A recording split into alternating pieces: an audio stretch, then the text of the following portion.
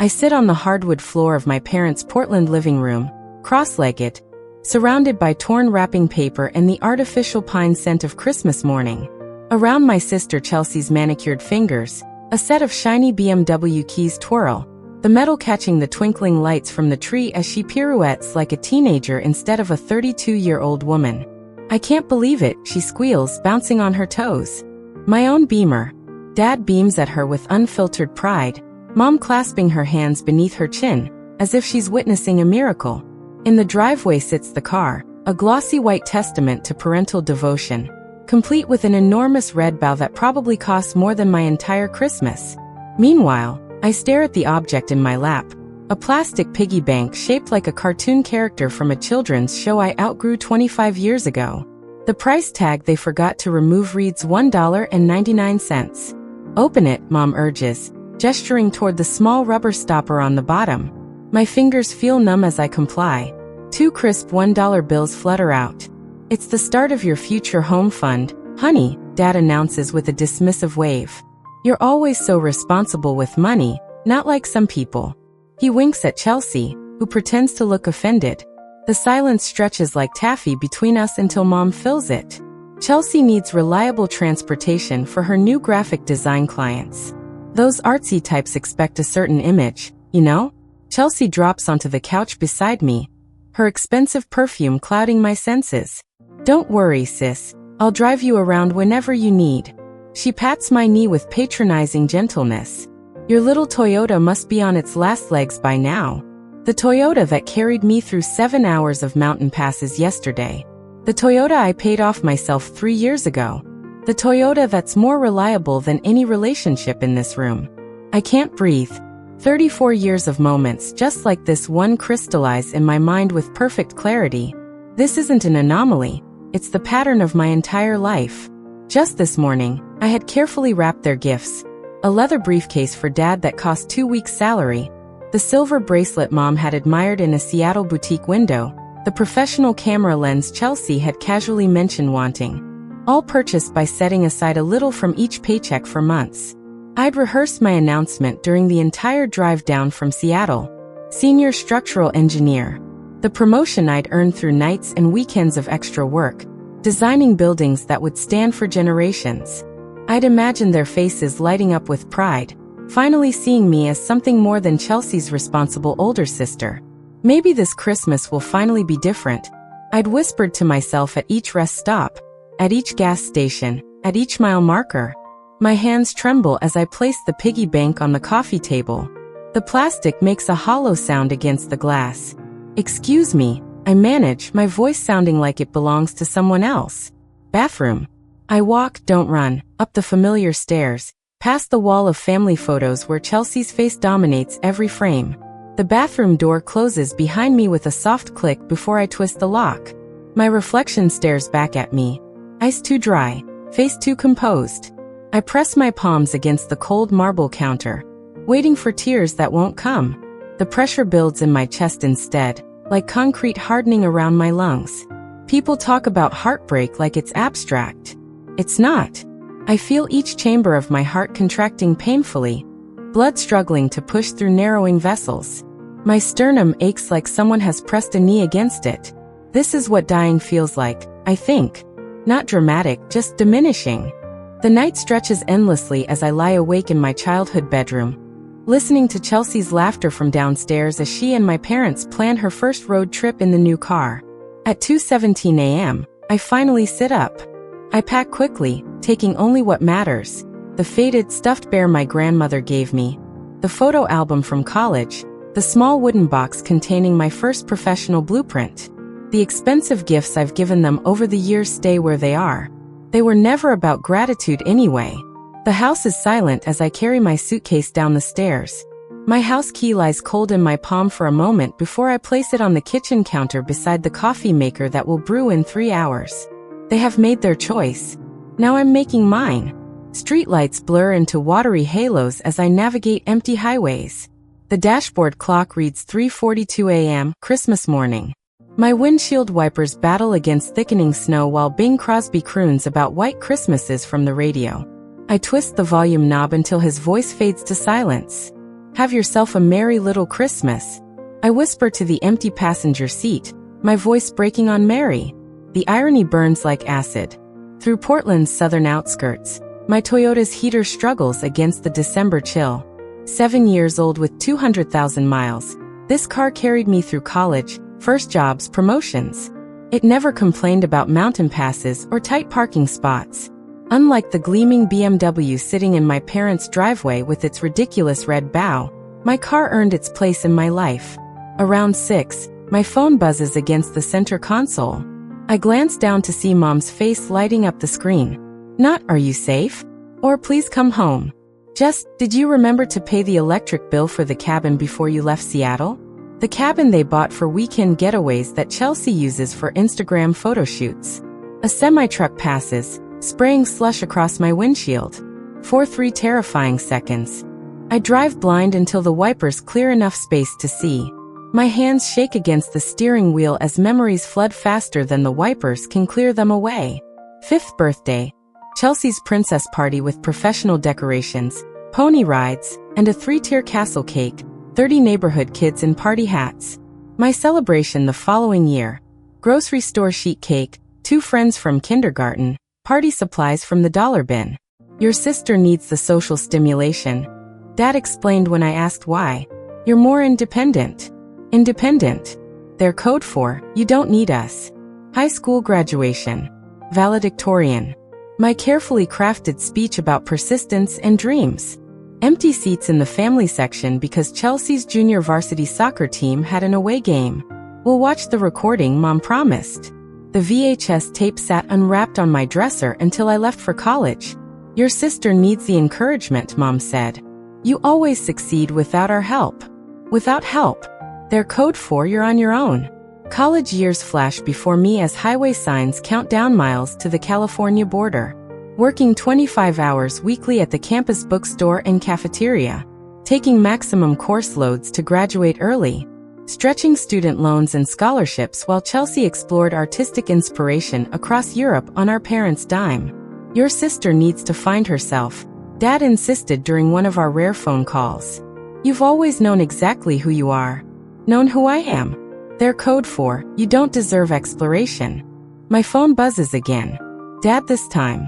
I let it ring until voicemail catches it. The first hint of dawn lightens the eastern horizon, as tears blur oncoming headlights into golden streaks. I pull onto the shoulder, hazards blinking, and press my forehead against the steering wheel. The patterns crystallize with sudden clarity. Dad controlling the money, withholding from me while bankrolling Chelsea's every whim. Mom manipulating emotions, making me feel selfish for wanting even scraps of attention. The perfect system. One parent handling financial favoritism, the other maintaining emotional control. My phone rings again. Not family this time. Monica Perez, my college roommate turned lifelong friend. "Where are you?" Her voice, warm and worried, fills the car through Bluetooth. Somewhere in Southern Oregon, my voice sounds hollow, unrecognizable. Heading south. To where? I don't know. The line goes quiet for a moment. Then come to San Francisco. Stay with me. Family doesn't treat family like this. Monica knows. She witnessed the evidence firsthand during college. The packages that arrived for me containing practical necessities, while Chelsea received designer clothes. The holiday breaks when I stayed in dorms because flying home was too expensive. The same years my parents took Chelsea to Aspen and Maui. I can't impose. Stop. Monica's voice turns firm. You've spent your whole life being the helper. Let someone help you for once. The words crack something open inside me. Help. Such a simple concept yet foreign to my experience. In my family, help flows one direction, toward Chelsea, toward my parents. Never toward me.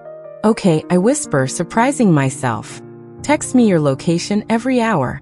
Drive safe. I'm making up the guest room. The call ends. I ease back onto the highway, wipers clearing fresh snow. For the first time since leaving Portland, my shoulders lower slightly from their defensive hunch. By 7:30 a.m., I cross the California state line. The Welcome to California sign gleams in early sunlight. My phone screen shows 17 missed calls, 32 text messages. With deliberate motions, I turn off notifications from Mom, Dad, and Chelsea. The silence feels weightier than any accusation.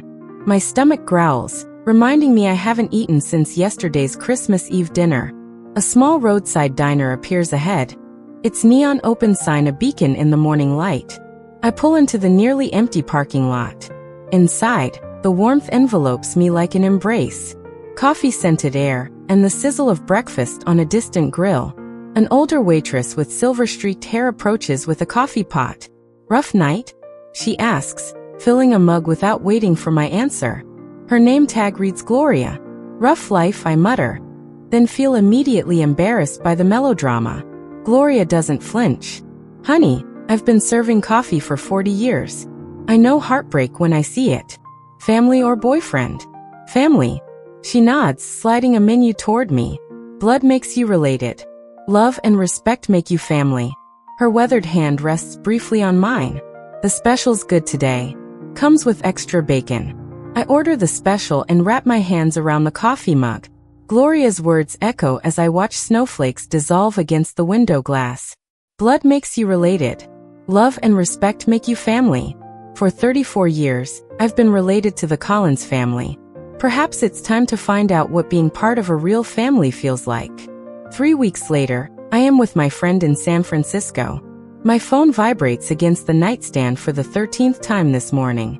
Dad's number. Again. I count to 10 before silencing it. Adding his call to the growing cemetery of voicemails I refuse to resurrect. The first week, their messages held confusion. The second, concern. Now in week 3, they've evolved into something darker. Manipulation wrapped in parental authority. Iris Elizabeth Collins. Dad's latest voicemail thunders through the speaker when I finally check. "If you don't return this car immediately, I'll report it stolen." This childish behavior has gone on long enough. The Toyota. My Toyota. The one with my name on the title and 7 years of paid-off receipts. I crush the throw pillow against my stomach, swallowing the acid that rises in my throat. Mom's message follows. "The doctor says my blood pressure is dangerously high because of the stress you're causing. Is that what you want? For me to end up in the hospital because you're being selfish?" I delete them both without responding, though my finger hovers over the screen longer than I care to admit. My temporary sanctuary in Monica's spare bedroom feels both foreign and familiar. The walls are painted a soft terracotta that catches the morning light, warming the space in ways my Seattle apartment never did. On the dresser, my laptop displays an email I've rewritten 14 times. "Dear Mr. Sanderson. Dear Mr. Sanderson. I'm writing to formally request a transfer to the San Francisco office, effective immediately." My finger clicks send before I can reconsider. No family connections. No favors called in. Just my work record. My reputation. My worth as a structural engineer. 3 hours later, the approval arrives in my inbox. Just like that. As if I've always been capable of creating my own path. "You got it?" Monica appears in the doorway, reading my expression. Her dark curls frame a face lined with genuine happiness for me. The concept still feels foreign. Someone celebrating my accomplishments without making them about themselves. "I start Monday," I confirm. "Now I just need to find a place." "I start Monday," Monica grins. "Already called Andrea from book club. She manages apartments in Mission District. Rent control. Safe building. 20-minute walk to your new office." "You didn't have to." "I wanted to." She cuts me off, dropping onto the bed beside me. "Friends help friends. No strings attached. Novel concept for you." I know. The words hit their mark. No strings. No obligations. No escorequeping. The tears I've been holding back for 3 weeks threaten to break through. "I made you an appointment too," she adds, sliding a business card onto my laptop. "Dr. Levine. Tuesday at 4. The card reads, "Elaine Levine, PhD, Family Therapy." "I'm not crazy," I whisper. "No, Monica agrees. But you've been carrying something heavy for a very long time. It might help to put it down somewhere safe." On Tuesday afternoon, the therapist's office smells like lemon furniture polish and old books. Dr. Levine wears reading glasses on a beaded chain and sensible shoes that make no sound on the carpet. She doesn't rush to fill silences, just waits while I struggle to form words that have never been spoken aloud. Favoritism, I finally say, the word hanging between us like a newly discovered planet. My entire life. And how did that make you feel? She asks. Like I was worth exactly $2, I answer. Later that week, the apartment Andrea shows me is small, 650 square feet with a kitchenette barely wide enough for a refrigerator. But the windows face west, catching afternoon sunshine that spills across hardwood floors. It's mine by nightfall. I buy a futon, a lamp, and a small desk. Nothing more. The emptiness feels intentional rather than impoverished. Space to grow into. Monica drags me to a community center the following Saturday. Pottery class, she announces. You need something that isn't work or therapy. I protest until my hands sink into cool clay, feeling it yield and resist simultaneously. The instructor, a woman with silver hair and paint-spattered overalls, stands behind me. Don't force it, she murmurs. Listen to what it wants to become. My fingers tremble as they shape something from nothing. By class end, I've created a small, imperfect bowl with uneven edges. It's hideous and beautiful and entirely mine. The first video call comes 4 weeks after Christmas. I answer on the third ring, steeling myself against the familiar surge of guilt their faces trigger. Where have you been? Dad demands immediately. His face fills the screen, red with indignation. Your mother has been worried sick.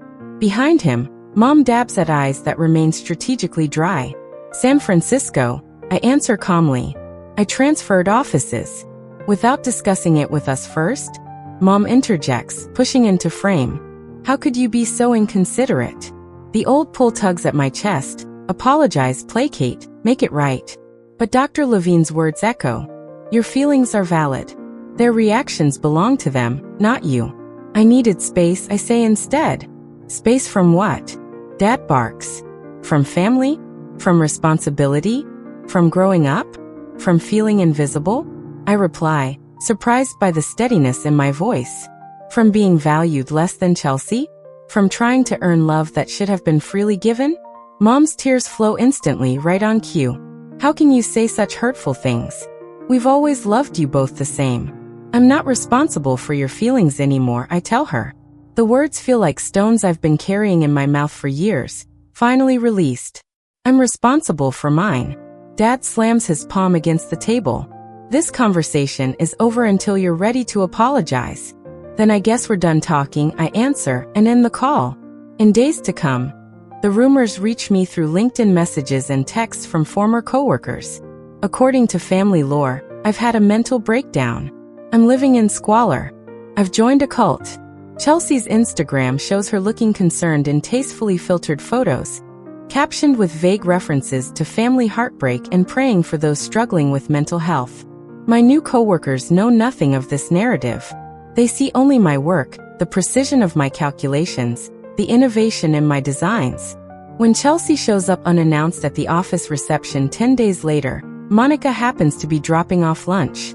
She's in a meeting, Monica informs her coolly, and she'll remain in meetings indefinitely for uninvited visitors. My therapy group meets Wednesday evenings in a church basement that smells of coffee and old hymnals. 8 strangers connected by similar wounds. Family doesn't get a pass just because they're family, says Raymond, a 60-year-old accountant who hasn't spoken to his brother in 20 years. Love without respect isn't love. It's possession. The words settle in my chest like truth. 6 months after Christmas, my apartment has transformed. Pottery lines the windowsills, each piece more refined than the last. A proper bed has replaced the futon. The promotion to senior project manager came with a raise that ended any lingering financial anxiety. On my bookshelf sits the plastic piggy bank. I've filled it with crisp $2 bills, one for each week of freedom. Not as punishment, but as a reminder. Sometimes the smallest betrayals reveal the largest truths. The first holiday season approaches with both dread and relief. No presents to buy that won't be appreciated. No performances to maintain. No diminishment to endure. Just me in a space I've created, becoming someone I'm finally learning to value. Worth far more than $2.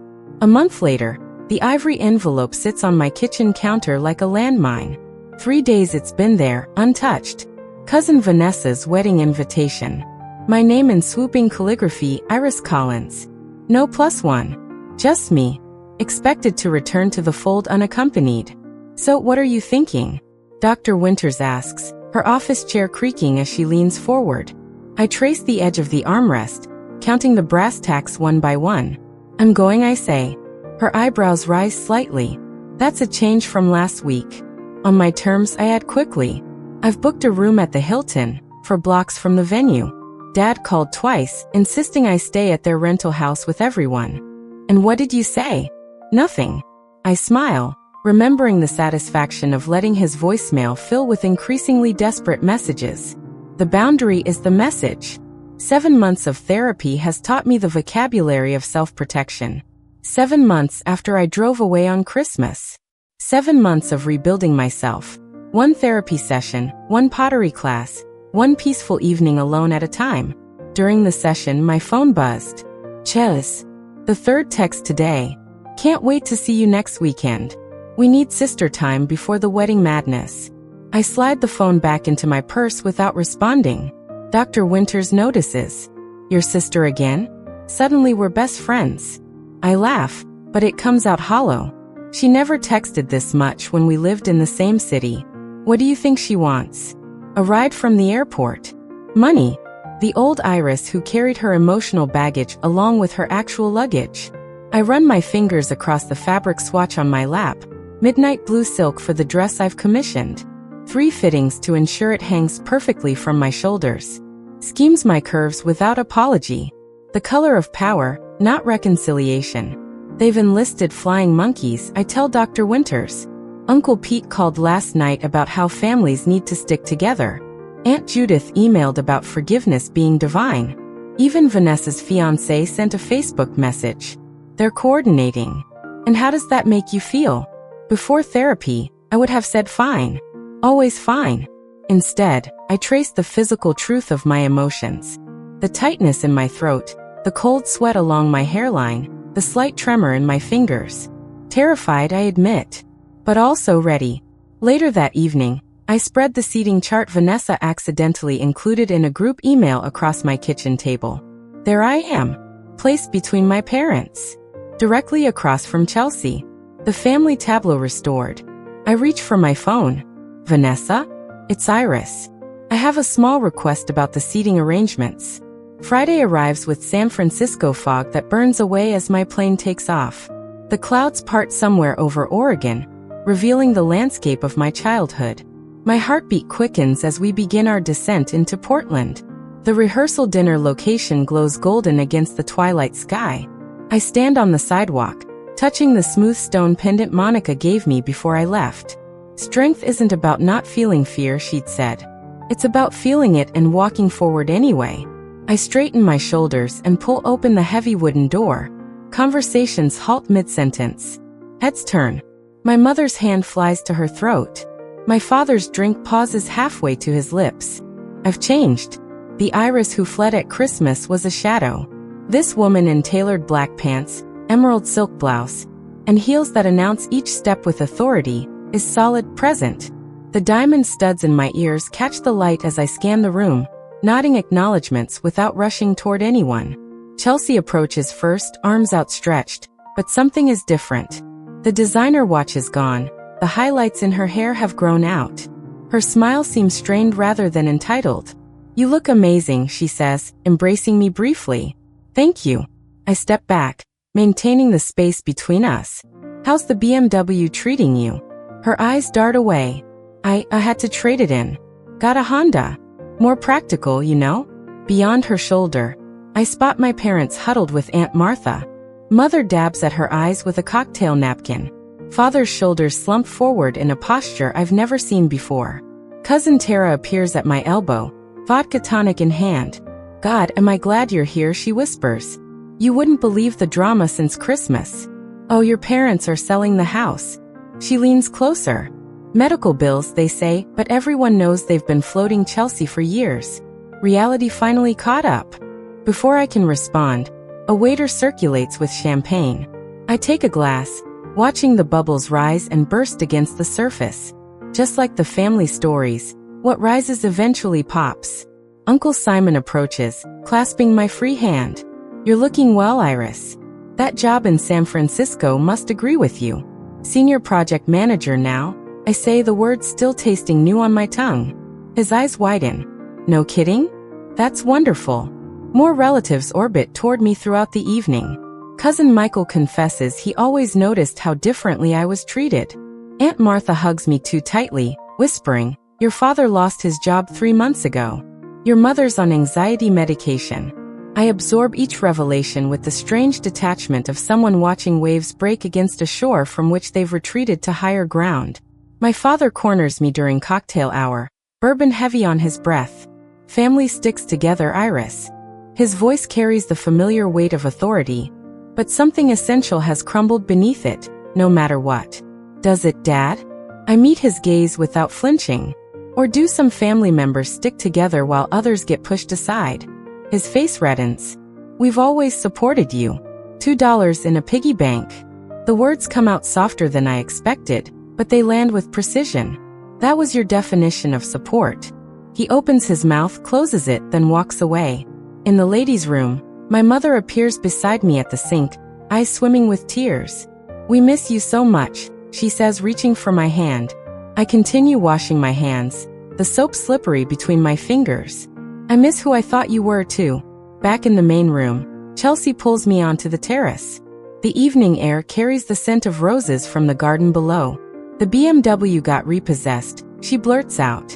I'm drowning in debt, design clients dried up. Dad can't help anymore. Her voice cracks.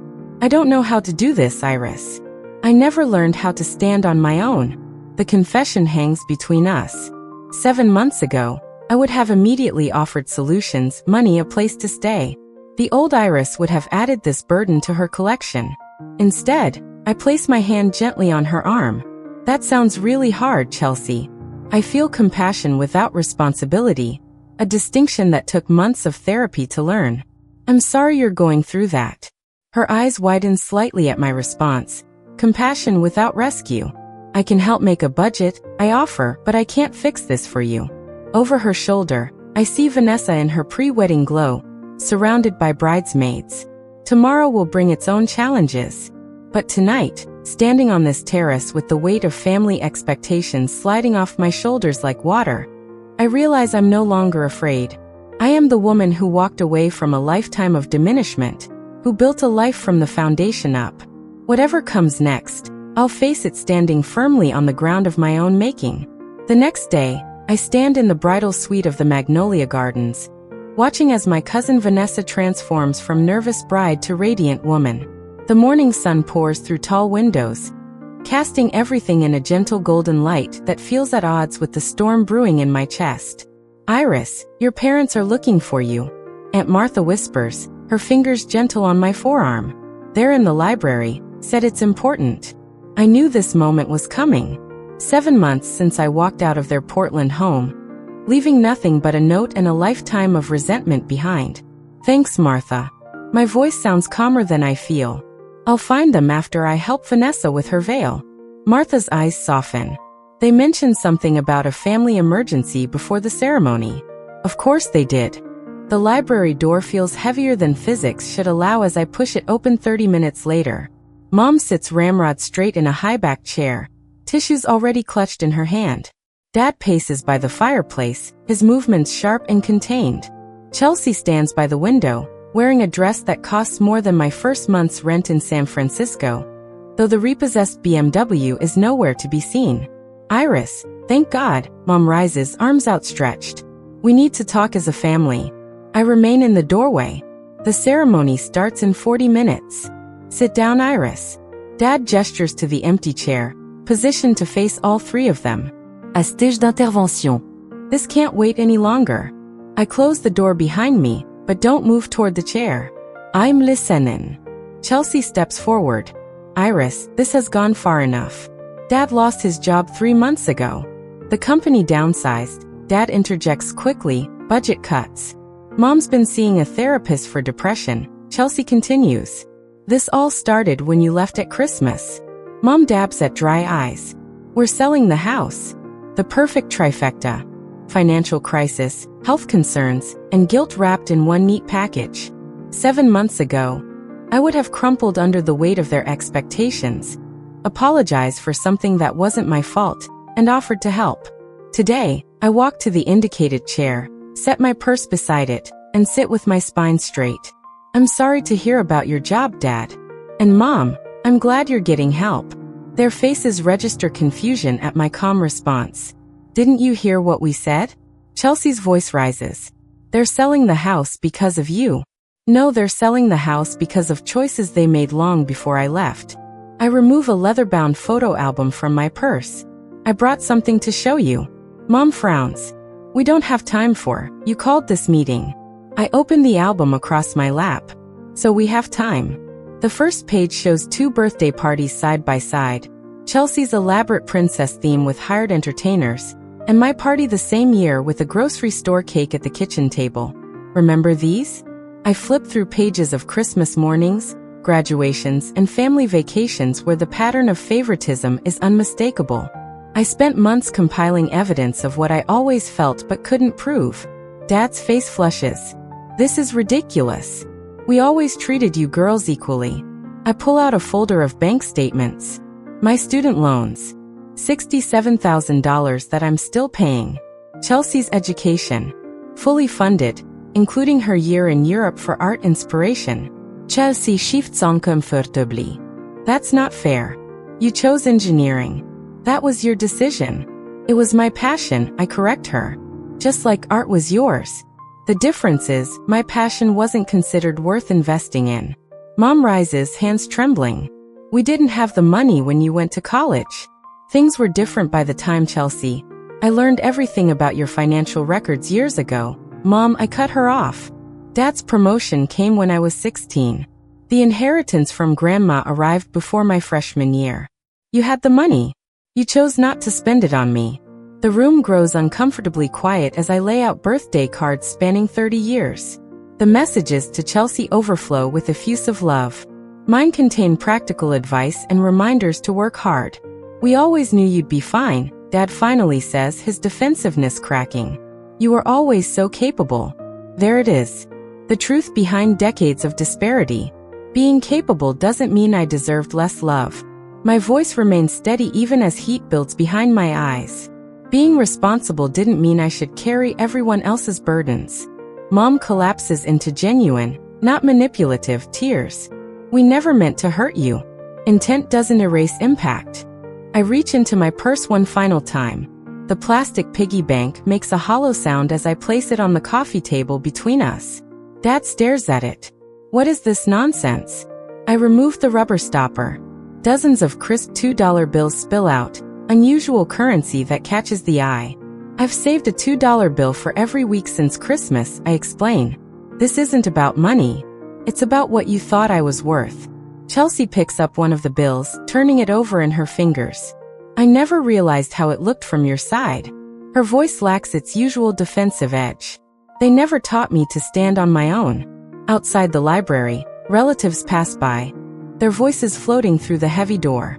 In minutes, they'll gather to celebrate love and commitment, while our family confronts decades of its absence. I don't want apologies, I say, standing. I want change. I'll consider reconciliation under 2 conditions: family therapy and respect for my boundaries. Dad opens his mouth to argue, but Mom places her hand on his arm. We'll do it, she says, surprising us all. Whatever it takes. I gather my evidence and the piggy bank, but leave its contents on the table. That's yours to keep. A reminder of what happens when you value one child over another. Walking toward the door, I pause with my hand on the knob. I need to take my seat for the ceremony. My friend Monica is saving me a place. As I step into the hallway, my back straight and heart lighter than it's been in months. I hear Chelsea whisper to our parents, she's different now. She's right. The woman who left that Christmas morning carrying nothing but grief and resolution is gone. In her place stands someone who finally understands her own worth isn't measured by what others think she deserves, but by what she refuses to accept. On Christmas, the sunshine spills across the hardwood floors of my San Francisco apartment, as friends gather around a table that actually belongs to me. The scent of rosemary and sage from the roasting turkey mingles with laughter. Real laughter, not the strained kind that used to echo through my parents' house. To Iris, Monica raises her glass, her dark curls catching the light from the window. Who builds bridges better than anyone I know, both at work and in life? My cheeks warm at the toast. 1 year ago today, I placed a house key on a counter and drove away from everything familiar. Now I stand in an apartment filled with people who choose to be here, surrounded by pottery pieces I created with my own hands. And to Senior Project Manager Collins, adds Elliot, his fingers brushing mine under the table. His touch still sends electricity through me. Not the lightning strike of infatuation, but the steady current of something building toward permanence. Whose team finished the Richardson Tower project 2 weeks ahead of schedule? Elliot understands deadlines and structural integrity, an environmental engineer who values sustainability in buildings and relationships alike. When he first asked me to coffee 6 months ago, I almost declined. Old habits of self-sacrifice die hard. My therapist Dr. Winters called it progress when I said yes. The kitchen timer chimes, saving me from having to acknowledge their praise. Some changes take longer than others. Need help? Asks Elliot, following me into the kitchen. I've got it. The words slip out automatically. Then I catch myself, remembering Dr. Winters' gentle challenge. Accepting help doesn't diminish your strength. Actually, could you carve the turkey? I never learned how. My phone vibrates with a video call from Chelsea. Monthly calls. A boundary we established after the wedding confrontation. I answer while Elliot handles the carving. Merry Christmas, Chelsea says, her face filling the screen. Her apartment visible behind her looks smaller than mine. No designer furniture, no luxury car parked outside. Working 2 jobs has given her a new perspective on money, along with the shadows under her eyes. You look happy, she says, voice softer than it used to be. Your place looks beautiful. It feels like home. I angle the camera to show my pottery studio in the spare bedroom. Once formless clay now shaped into bowls and vases that line the shelves. How are Mom and Dad? Dad's 90 days sober today. He wanted me to tell you. She adjusts the camera to reveal our father sitting in a modest apartment living room, looking smaller somehow. The AA meetings are helping. He's different when he's not drinking. I nod, not ready to fully process that revelation. And Mom? Still volunteering at the community center. She wanted to come to the call, but had an emergency food drive. Chelsea pauses. They ask about you. Not in the old way, though. We talked for a few more minutes before saying goodbye. The wall clock shows it's time for dinner. Around my table, conversation flows between Monica, Elliot, and friends from my engineering firm and pottery class. No one mentions the piggy bank displayed on my mantle, now filled with dollar bills representing lessons rather than resentment. After dessert, Chelsea texts a photo of a handmade clay ornament, clearly her first attempt at pottery. Not pretty, but made with love. Mailing it tomorrow. Then another message arrives from my mother. Found this in the attic while downsizing. It always belonged to you. The attachment shows my childhood dollhouse, the one thing I truly loved growing up. The deed transfer paperwork sits below it, officially making it mine. Later, when everyone has gone and Elliot helps with the last dishes, I step onto my balcony. San Francisco Bay stretches before me. Lights from the bridges reflecting on dark water. Buildings I helped design stand in silhouette against the night sky. Worth isn't something you earn through usefulness, I whisper to the city lights. It's something you claim by knowing what you will and won't accept. Elliot joins me, wrapping a blanket around my shoulders against the December chill. Deep thoughts.